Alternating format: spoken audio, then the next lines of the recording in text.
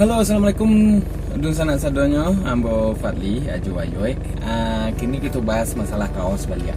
Ajo, dun sanak sunak kita nan dari instansi, organisasi, klub, pokoknya dari pelanggan yang akan membuat baju kaos seragam itu bingung memilih warna kaos na rancak yo aku buat kaos ko warna rancak yo itulah akhirnya lama proses pemilihan warnanya karena terlalu banyak suara di dalam instansi atau organisasi kita.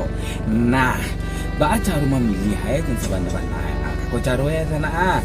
Pertama, upayakan warna kaos itu merepresentasi dari warna instansi atau organisasi awak tadi itu. Misalnya ada bank, ada yang bangku warnanya biru, ada bangku yang identik dengan warnanya hijau dan lain sebagainya. Nang kedua sana, usaha aja sampai warna yang dipilih tuh balantak jo warna logo. Artinya, beko kalau logo warna biru misalnya di lantang jo kaosnya warna biru tuh nggak nampak logo itu. Atau alternatifnya tak pasolah logo kita rubah warnanya dengan warna nan samo saja. Misalnya di lengan biru, di lengan merah, sadue sama aja jadi putih. Itu laki itu di warna biru atau hitam.